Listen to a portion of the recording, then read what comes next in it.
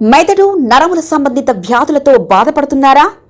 కర్నూలు, హైదరాబాద్, చెన్నై, బెంగళూరు వంటి నగరాలకు వెళ్లకుండా ఇప్పుడు మన పొద్దుటూరులోనే ఈ సమస్యల పరిష్కారానికి అందరి కోసం స్థాపించబడింది వెంకటారాధ్య న్యూరో కేర్. మా అడ్రస్ డోర్ నంబర్ 9/397 ఈశ్వర గ్యాస్ ఏజెన్సీ పక్కన, హోమ్ హాస్పేట, పొద్దుటూరు, కడప జిల్లా. మా ఫోన్ నంబర్ 8519901459.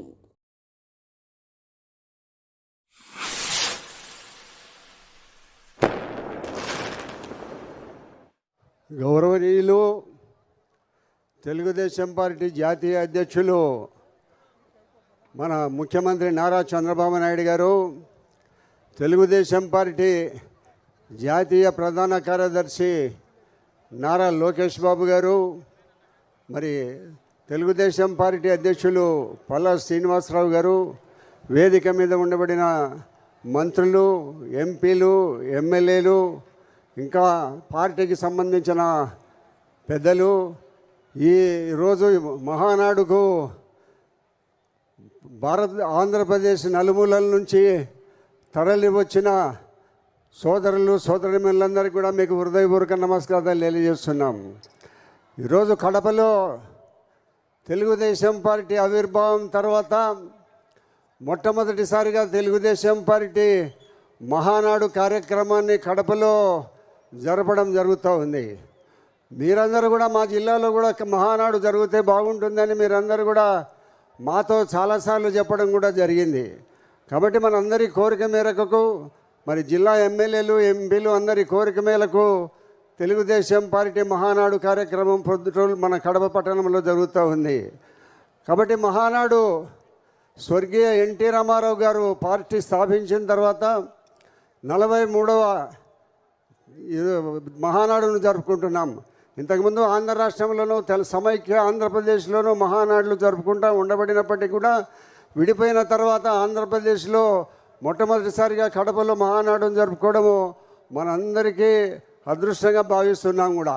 ఎందుకంటే ఇంత జన సమీకరణ దాదాపు సుమారు 3 రోజుల నుంచి జరుగుతూ ఉండబడినప్పటికీ మహానాడు 27వ తారీఖున దాదాపు 25,000 మందితోనూ, నిన్నటి దినం 50,000 మందితోనూ, ఇప్పుడు సుమారు 5 లక్షల మందితో 5 లక్షల మందితో మహానాడు జరుపుకుంటాం. ఇక్కడ కూడా మీరందరూ కూడా 2024 ఎన్నికల్లో తెలుగుదేశం పార్టీకి అత్యధిక మెజారిటీ ఇచ్చి గెలిపించిన తర్వాత నారా చంద్రబాబు నాయుడు గారు ముఖ్యమంత్రి అయిన తర్వాత ఎన్నో అభివృద్ధి కార్యక్రమాలు చేపట్టడం జరిగింది.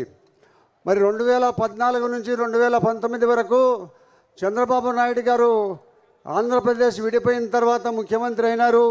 ఆయన ముఖ్యమంత్రి అయిన తర్వాత విడిపోయిన ఆంధ్ర రాష్ట్రాన్ని చంద్రబాబు నాయుడు గారు ముఖ్యమంత్రి అయితేనే ఈ రాష్ట్రం అభివృద్ధి చెందుతుందని ఒక మంచి ఉద్దేశంతో 2014 ఎన్నికల్లో ఆయనకు ఓటు వేయడం జరిగింది.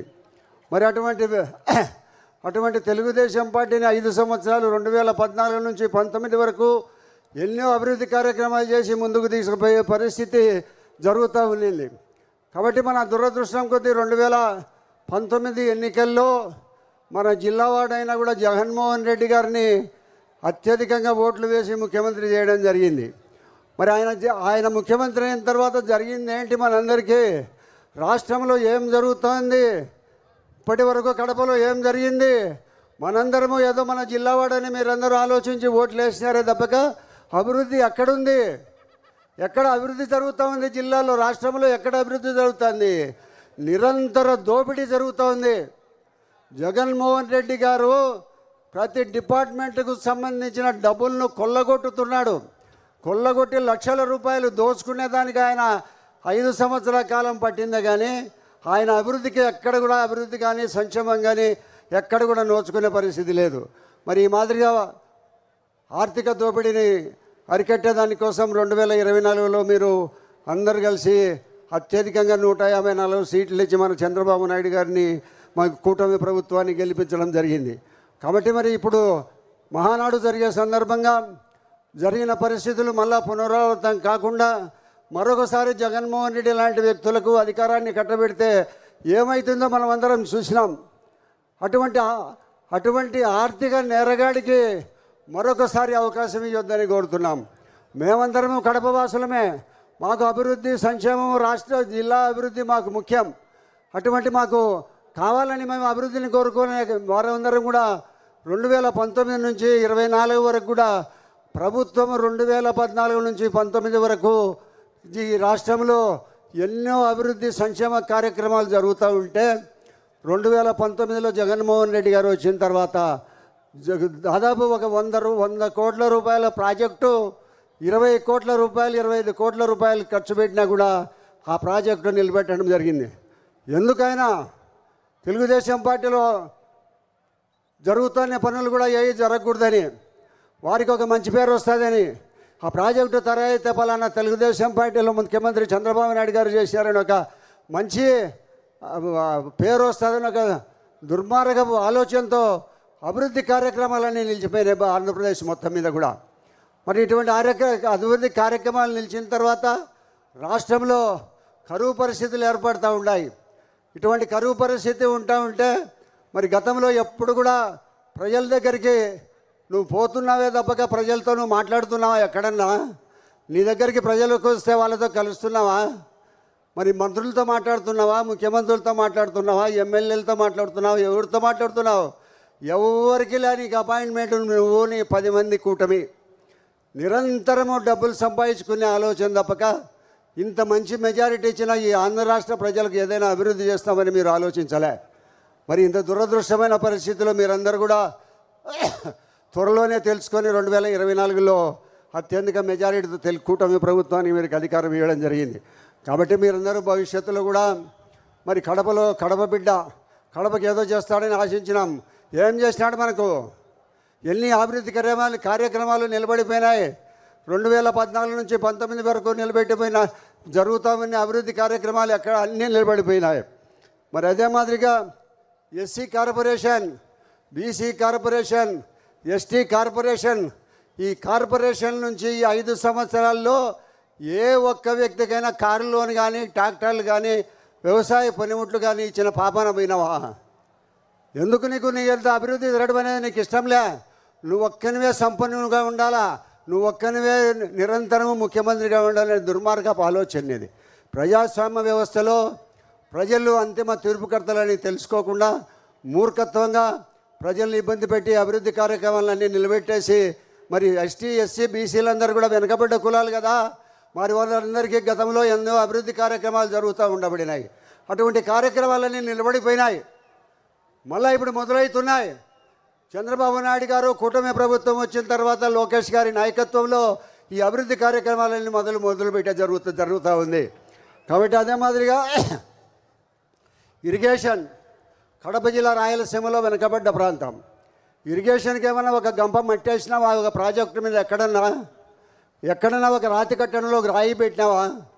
ఈ 4 సంవత్సరాలలో ఎక్కడైనా ఒక పని ఉంటే చెప్పు. అన్నిటికంటే అభివృద్ధి చెందాలా ఇరిగేషన్ వ్యవసాయం అంటే నీటిపారుదల ప్రాజెక్టులు అవసరం. గతంలో స్వర్గీయ ఎన్టీ రామారావు గారు ఎన్నో ప్రాజెక్టులు మొదలుపెట్టినారు రాయలసీమలో. హంద్రీ నివా, గాలేరీ నగరి, మరి ఎన్నో ప్రాజెక్టులు అన్నీ చాలా ఉన్నాయి. ఈ ప్రాజెక్ట్ అన్నీ మొదలుపెట్టి ఈ రాయలసీమలో మెట్ట ప్రాంతము, కరువు ప్రాంతమైన ఈ ప్రాంతానికి సాగునీరు అందించి ఈ రాష్ట్రాన్ని, ఈ జిల్లాలను అభివృద్ధి చేయాలి. రాయలసీమని అంత ఒక మంచి మనసుతో ప్రాజెక్టులు మొదలు పెడితే ఆ ప్రాజెక్టులు జరుగుతూ ఉంటే చంద్రబాబు నాయుడు కాలంలో కొన్ని వేల కోట్ల రూపాయలు ప్రాజెక్టుల మీద ఖర్చు పెడితే నువ్వు వచ్చిన తర్వాత ఒక ప్రాజెక్టు మీద ఒక గంప మన్నేసినావా, ఒక రాయి పెట్టినావా? మరి ఎందుకు వ్యవసాయం అంటే నీకంత నాకు గిట్టదు? వ్యవసాయం ఈ రాష్ట్రంలో, భారతదేశంలో వ్యవసాయక దేశం. ఈ వ్యవసాయక దేశంలో మరి మనమందరం అభివృద్ధి చెందాలంటే వ్యవసాయం అభివృద్ధి చెందాలి. వ్యవసాయం అభివృద్ధి చెందాలంటే నీటిపారుదల ప్రాజెక్టు రావాలా.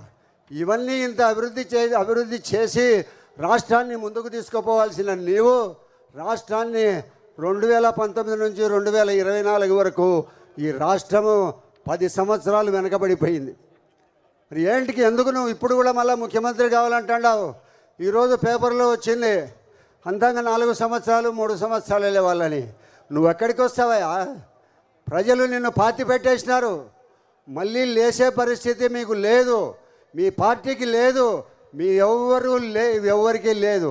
మరొకసారి పర్యాలు మళ్ళా మోసపోతారని నువ్వు అనుకుంటానేమో. కళలు కంటాడో, ఈ కళలన్నీ ఏమి జరగవు. భవిష్యత్తులో ఇరిగేషన్ను మా ముఖ్యమంత్రి గారు ఇప్పటికే కొన్ని వేల కోట్ల రూపాయలు మంజూరు చేసి పని జరిగింది. అదే మాదిరి అగ్రికల్చర్ డిపార్ట్మెంట్ ఉంది, వ్యవసాయక దేశం మంది. అగ్రికల్చర్ డిపార్ట్మెంట్కి సంబంధించి ఒక ట్రాక్టర్ అయినా ఎప్పుడైనా ఇచ్చినావా రైతులకు? ఒక గొర్రె ఇచ్చినావా? ఒక గుంటకి ఇచ్చినావా? ఏం చేసినా వ్యవసాయానికి? వ్యవసాయం అంటే నీకు పడదు. ఎప్పుడు డబ్బు ప్రింట్ కొట్టాలా, నోట్లు సంపాదించాలా, ప్రింట్ కొట్టాలంతే. ప్రింట్ ఊరికే ఎంచుకునేదానికి కూడా సేవం లేకుండా కట్టలు కట్టి ఒక మిషన్ పెట్టుకొని ఇన్ని వేల కోట్లు లక్షల కోట్లు అని ఎంచుకుంటుంటావు తప్పక నువ్వు ఆ మాదిరిగా నువ్వు వ్యవసాయానికి కానీ ఇరిగేషన్కి కానీ ఎప్పుడన్నా ఎలాంటి నువ్వు అభివృద్ధి కార్యక్రమాలు చేయడం లేదు. అదే మాదిరిగా స్టీల్ ప్లాంట్కు 2 సార్లు ఫౌండేషన్ వేసినారు. ఏమన్నా కొద్దిగా జరిగిందా? ఎక్కడన్నా మొదలైందా? నిన్నటి దినము మా ముఖ్యమంత్రి గారు మా వేదిక మీద నుంచి చెప్పినారు, 10 రోజుల్లో కడప జిల్లాలో స్టీల్ ప్లాంట్ మొదలవుతుంది. కడప జిల్లాలో స్టీల్ ప్లాంట్ మొదలవుతుందని ముఖ్యమంత్రి గారు చెప్పడం జరిగింది. ఆయన వచ్చిన సంవత్సర కాలంలోనే దీన్ని వర్కౌట్ చేసి మరి స్టీల్ ప్లాంట్ను మనం ఎప్పుడో గతంలో చెప్పినాము విభజన సమయంలో, దానిని నెరవేర్చాలని ఒక మంచి ఉద్దేశంతో ఆయన స్టీల్ ప్లాంట్ను మొదలుపెట్టి 10 రోజుల్లో పని మొదలుపెట్టడం జరుగుతూ ఉంది. ప్రభుత్వం జగన్మోహన్ రెడ్డి గారు స్లో తమ్ముళ్ళు కింద పడతారు, అన్న కింద పడతారు, నిదానం. జగన్మోహన్ రెడ్డి గారు వాళ్ళ తండ్రి సంపాదించిన ఆస్తిలో నుంచి, తను సంపాదించుకునే ఆస్తిలో నుంచి చెల్లెలికి వాటా ఇవ్వకుండా ఆపేసినాడు. వాళ్ళు ఎంత బ్రతిమలాడినా, ఎంతమంది పెద్ద మనుషుల ద్వారా ప్రయత్నం చేస్తూ ఉండబడినప్పటికీ వాళ్ళకు వాటా ఇవ్వకుండా, తన ఆస్తిలో వాటా ఇవ్వకుండా, ఇదంతా నేను సంపాదించుకునే డబ్బేనని వాళ్ళకు ఒక్క రూపాయి ఇవ్వకుండా, వాటా ఇవ్వకుండా కోర్టుకు పోయే పరిస్థితి తీసుకొచ్చినాడు. మరి ఇటువంటి ముఖ్యమంత్రి మళ్ళా కావాలని మీరు ఏమన్నా కోరుకుంటారా? తల్లికి చెల్లికి భోజనం పెట్టని ముఖ్యమంత్రి, వాటా ఇవ్వని ముఖ్యమంత్రి. చైర్లు ఫుల్ అయినాయి సోదరా, మీరు దిగద్దండి, అవతలే ఉండండి, దిగద్దండి. ఒక తల్లికి ఒక కారు కొనియమంటే కూడా కొనియని దుర్మార్గపు మాజీ ముఖ్యమంత్రి. మరొకసారి మీరు మళ్ళా ఏదన్నా పొరపాటు చేస్తే ఈ రాష్ట్రం అదొక పాలే అయిపోతుంది. మన జిల్లా కూడా ఎక్కడ అభివృద్ధి కార్యక్రమాలు జరగవు. మరి ఇటువంటి పరిస్థితుల్లో ఉండబడిన ప్రభుత్వం గత 5 సంవత్సరాల్లో మరి వైఎస్ఆర్సీపీ ప్రభుత్వము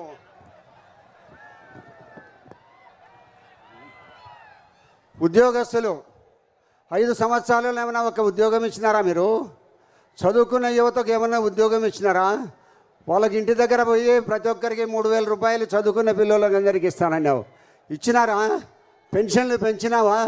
మెదడు నరముల సంబంధిత వ్యాధులతో బాధపడుతున్నారా? కర్నూలు, హైదరాబాద్, చెన్నై, బెంగళూరు వంటి నగరాలకు వెళ్లకుండా ఇప్పుడు మన పొద్దుటూరులోనే ఈ సమస్యల పరిష్కారానికి అందరి కోసం స్థాపించబడింది వెంకటారాధ్య న్యూరో కేర్ మెదడు నరముల hospital. Doctor R Jayachandra Reddy MD paediatric DM neurology ఆధ్వర్యంలో అందరికీ వైద్య సేవలు అందిస్తుంది వెంకటారాధ్య న్యూరో కేర్ హాస్పిటల్.